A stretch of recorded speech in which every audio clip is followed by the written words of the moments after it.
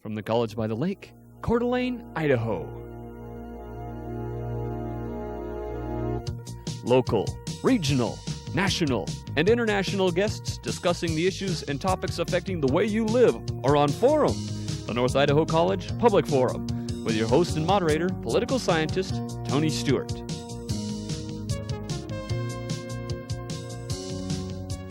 Welcome to the North Idaho College Public Forum.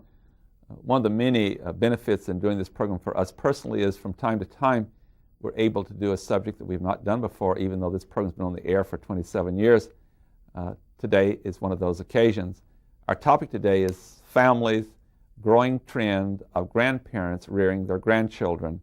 There's a movement around the country to recognize what is happening and also to create support systems for the grandparents. In fact, there's an organization that's developing called Grandparents Raising Grandchildren. We're very pleased to have two guests today on our program that have agreed to discuss this important trend. And first of all, I welcome to the program a former student of mine, and her name is Janine Sharp. Janine lives in Kootenai County in Idaho. And Janine, welcome to the program. You are a grandmother who is raising a grandson, and I commend you recently with your interest in this subject. You have put out word, and I guess you're getting a tremendous reaction, and we want to be a part of assisting that with this program today. Welcome to the program. Thank you. I'm equally happy to have on our program Dr. Edwin Hutchison. He holds a doctorate in psychology from Brigham Young University. He also here in Coeur d'Alene serves as the executive director of the Men's Center, and I believe it's the only men's center of this type in the state of Idaho. He also teaches some courses in college. So Dr. Hutchison, welcome to the program. We're pleased that you can be with us today also. Pleased to be here. Thank you. And I'm so pleased to have our two regular panelists. First of all is Janelle Burke, who's an attorney in the state of Idaho, and next to her is Steve Schenk, who is the Vice President of College Relations and Development at North Idaho College, and we shall invite Janelle Burke to commence today's questioning. This is a very interesting and timely topic. Dr. Hutchison, let's start with you to give some idea of the size of this problem, or perhaps we shouldn't call it problem, but size of this phenomenon that's occurring where grandparents are raising grandchildren. We really don't have any way of knowing right now what the actual real numbers are across the United States, or perhaps even across the world, but across the United States with regard to how many grandparents and grandchildren are involved in this phenomena. What we do know is that it's probably one of the best kept secrets, and that many of the grandparents, as Janine will share with you as we move along, feel as though what's happening to them is a singular, isolated event. And most people in the United States are not aware of the fact that there is a growing phenomena and a very, very large number, unidentified at this point, because we're only beginning now to become awakened to this phenomena, of how many grandparents are out there.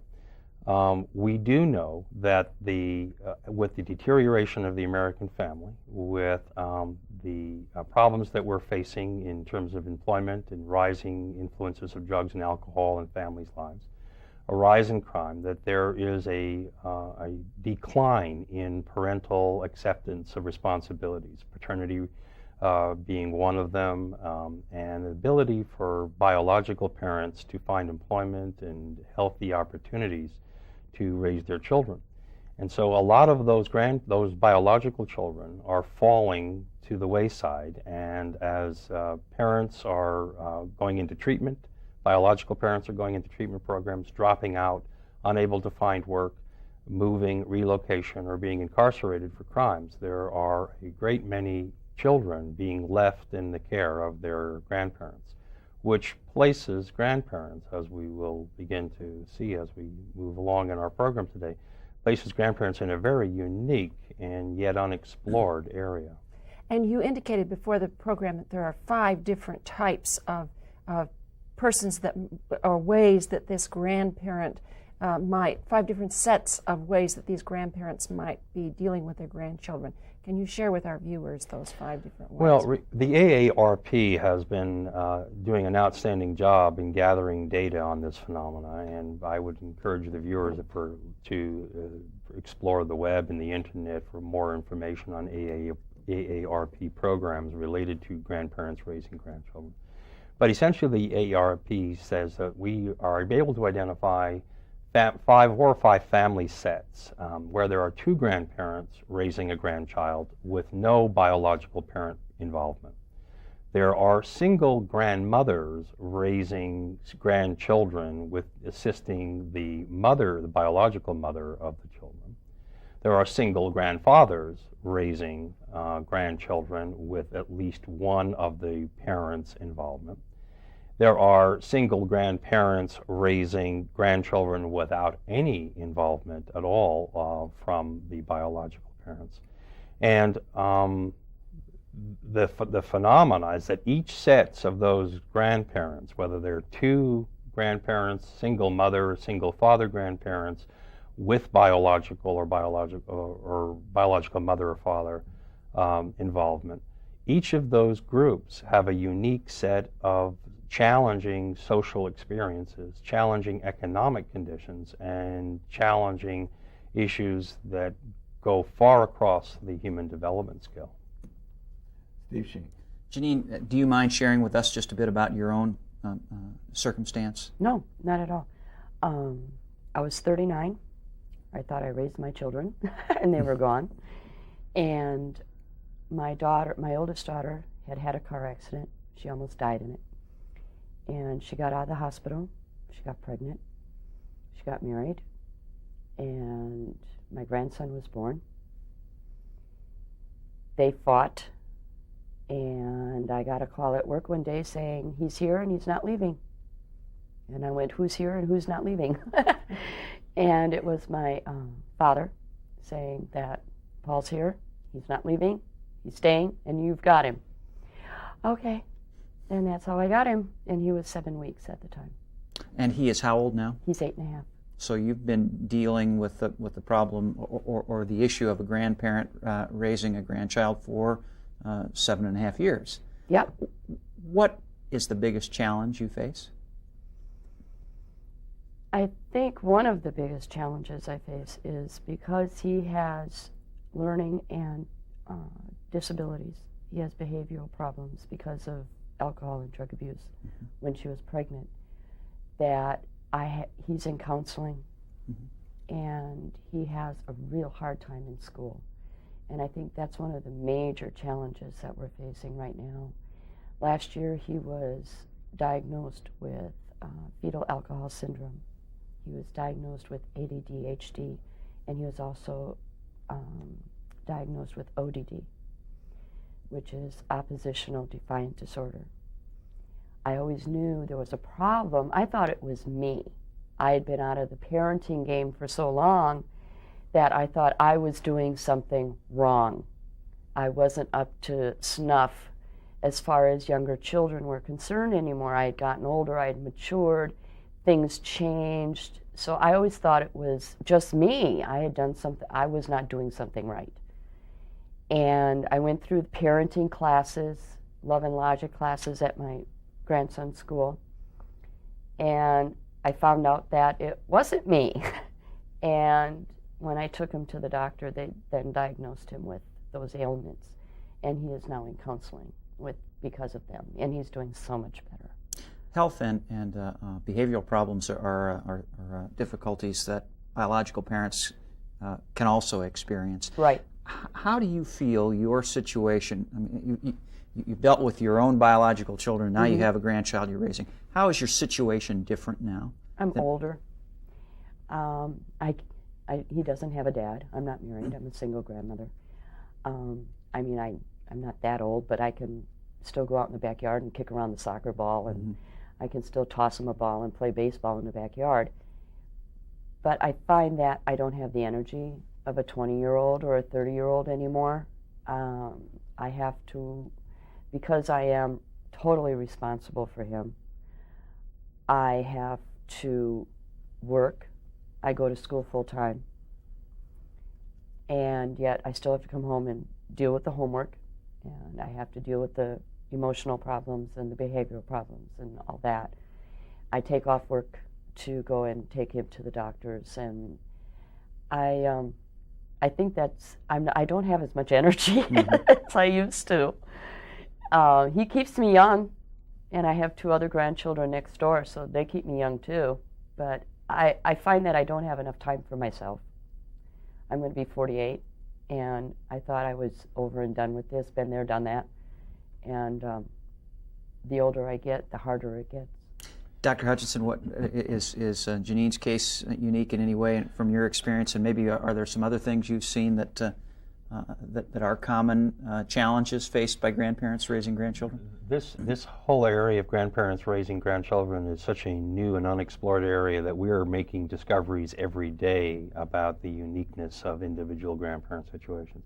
We're also beginning to discover that Janine's situation is not unique. Janine has, by virtue of being isolated from other people in her life experience who are raising grandchildren, or meeting one here and there, has probably been like most grandparents and believe that they are the only ones out there facing these challenges.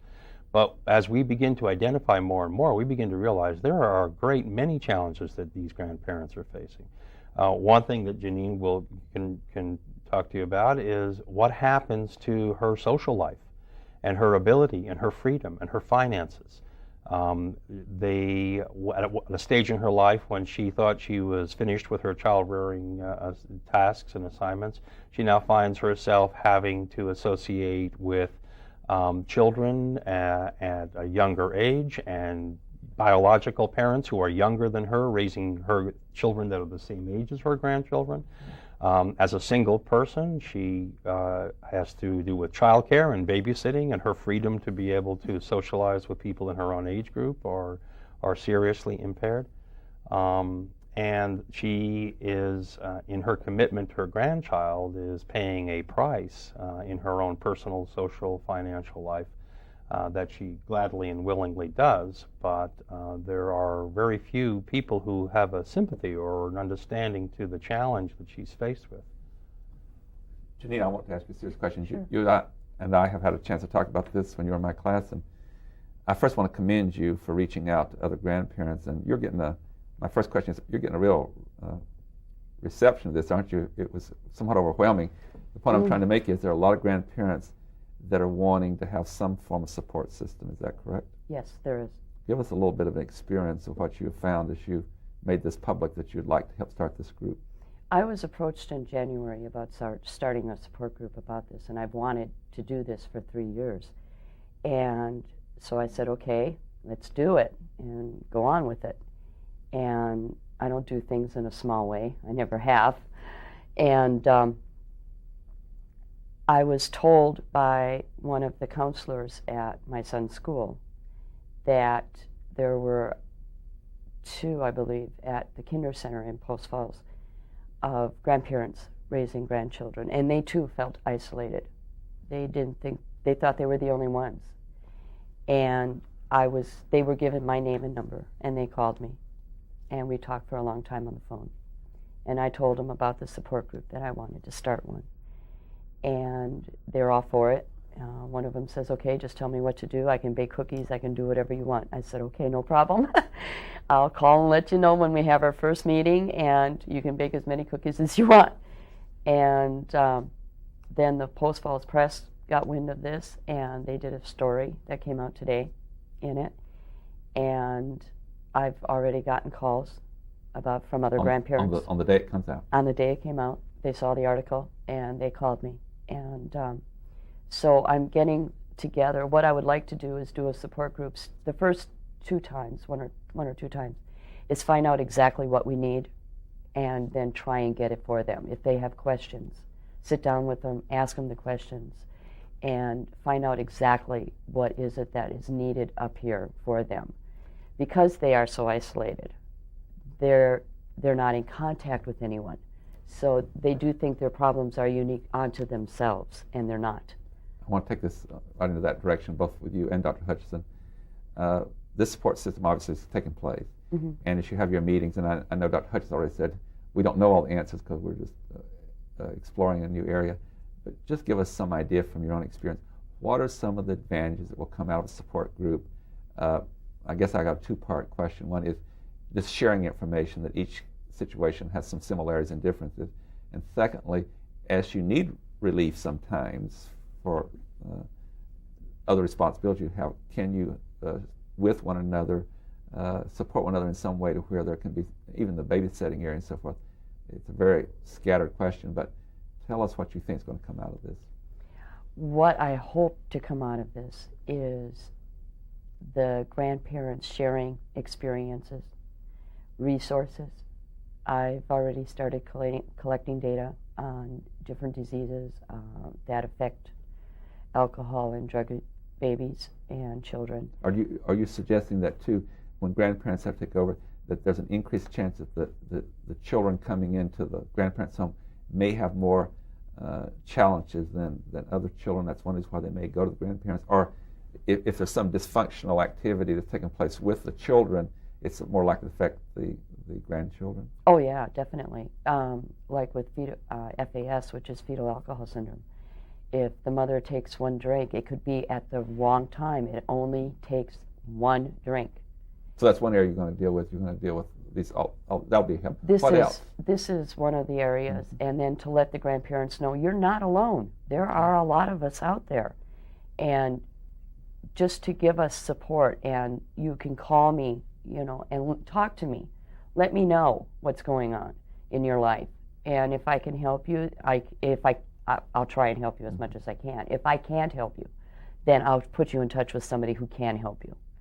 I've already talked to Behavioral Health of North Idaho, and they said they'd help in any way they can. Is there a possibility that as you go down this road that you'll raise some funds, and also there could be some financial assistance, particularly in those situations that Dr. Hutchins talked about where there is a financial sacrifice? I'm hoping there is. Or sharing babysitting?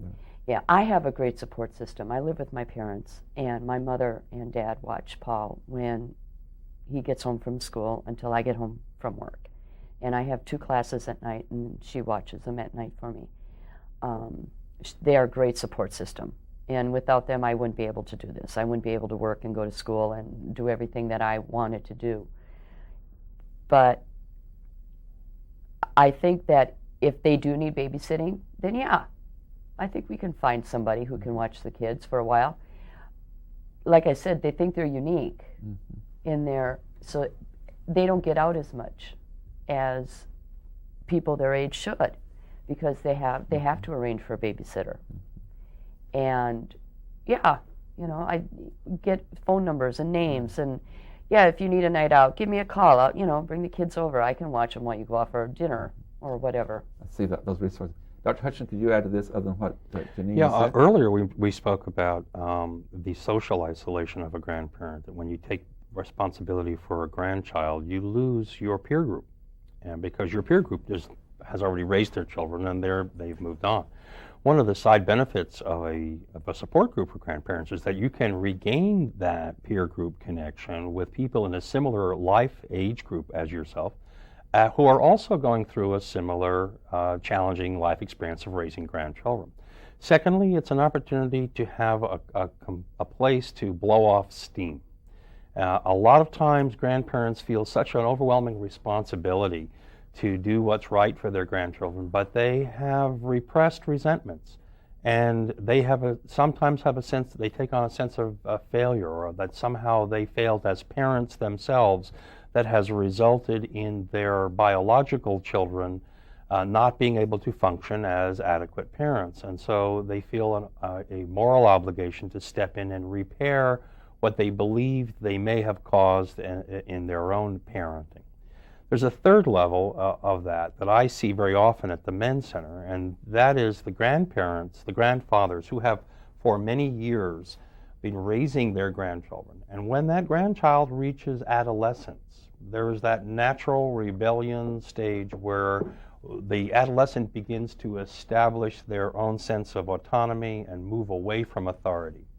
It's usually at that moment, after many years of sacrificing, that a grandparent is confronted with an adolescent teenager who says, well, you're not my parent. You can't tell me what to do. And so despite many years of authoritative and financial sacrifice and opportunities lost to the grandparent in sacrifice for the grandchild, there is a real sense of loss, a real sense of the grandchild is now moving away, they're establishing independence, and they don't show any signs of appreciation for the sacrifice that I made.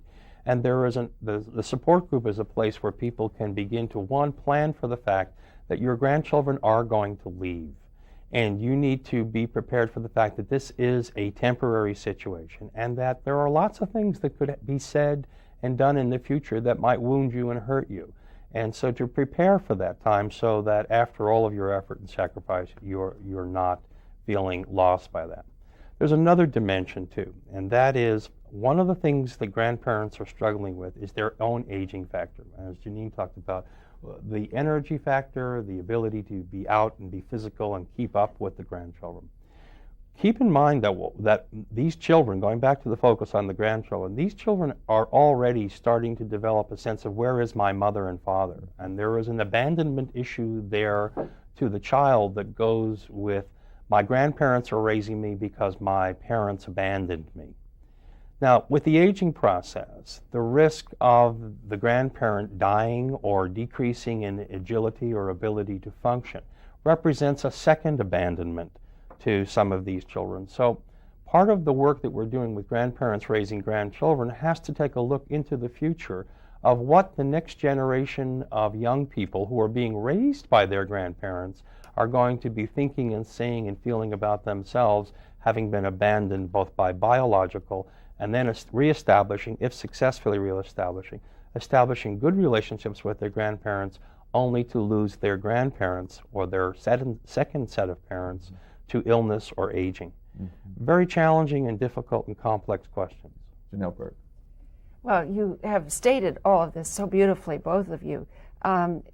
Can you tell us who we should call if there are people who are out there in our viewing audience that are in our local area, but also people who are in the whole interstate area may wish to call, and they might want to set up a similar kind of organization in their community, because this is something that's going on all over in the states around Idaho, in Washington. We'll ask the staff then to put up the. Yes, Janelle, would you please? They have the number. If they have the number, would they please put up the they'll number? put that on the screen. So that they there can it give goes. a number that people can contact. We call it Grandparents Raising Grandchildren. Both if they want to start a chapter in their own community, or if they want to be a part of the local community here. Let's also give verbally the number, if you would. 208-777-9851 for Grandparents Raising Grandchildren. Now, the question that I have for you is one of economics, and let's start with you, Janine. What happens economically when you take over the raising of a child? Do you think in many cases the parents actually participate in the economic needs of the child? No. I would probably, there are no statistics governing this, but I would go so far as to say that probably 80 to 90% of the parents do not take financial responsibility for the grandchildren at all. It is left up to the grandparents. It is left up to the state and the government to do it. Is there some state assistance in some Yes. cases? In Kootenai County, they have what's called they can contact Health and Welfare, and I'm trying to remember. That's okay. It is called the TAFI program. The TAFI program. And it stands for Temporary Assistance for Families in Idaho, and it's for grandparents raising grandchildren. And they do have some criteria that they do have to meet, but they can get upward near $270 a month for the child. So it is a help. Yes, it is. If you've already adopted your grandchildren, you can't have it because they're not there temporarily. You're stuck. And what about some other issues like health insurance? I'm sure that would be a critical question. Can you get your grandchild on your health insurance policy? It depends on the health insurance policy, whether they will accept it or not. When I lived in California, they did. There was no question. The day I got him, he went on, and because I had full custody of him. And some will accept that, and some won't. So it just depends on the insurance coverage. One of the qualifiers there, of course, is most insurance companies are wanting to recognize that you have legal jurisdiction or legal authority over the custody of that child. And many of the grandparents do not. They are temporary parents because the parental rights have not been legally transferred to the grandparents. So many insurance companies will decline the grandchild on a grandparent's insurance program until such time as legal custody has been established. The change in Medicare and healthcare reform in the United States today has removed Aid for Dependent Children, AFDC, and has replaced it with the National Temporary Assistance for Needy Families Act, which provides only for two categories of assistance to grandparents raising grandchildren. One category provides for the grandparents being able to receive a larger sum of money for the care of the grandchild, which includes the grandparent and the child. The second category of money provides only for the child, and it's a lesser amount of money. And of course, all of these programs are limited to lifetime maximums of 5 years and 2 years.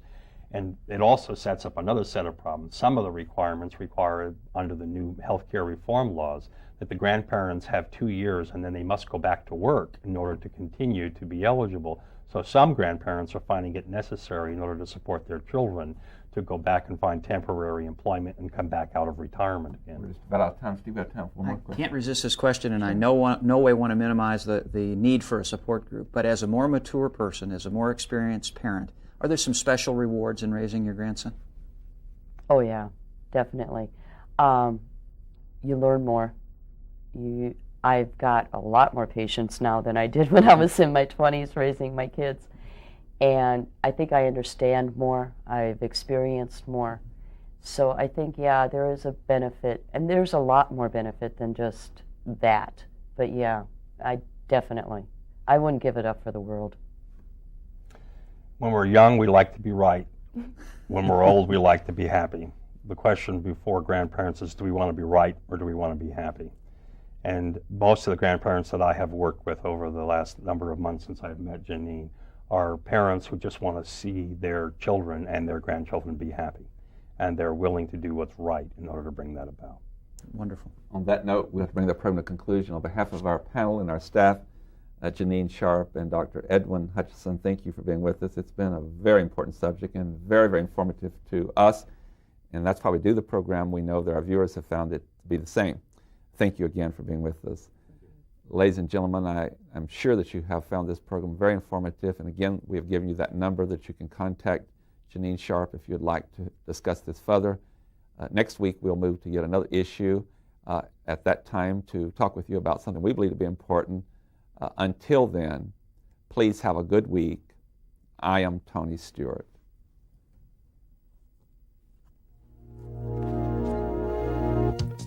The North Idaho College Public Forum was videotaped live from the studios of Instructional Technology on the campus of North Idaho College for viewing at this more appropriate time. We invite you to join us again next week for another all-new edition of the North Idaho College Public Forum on this public television station.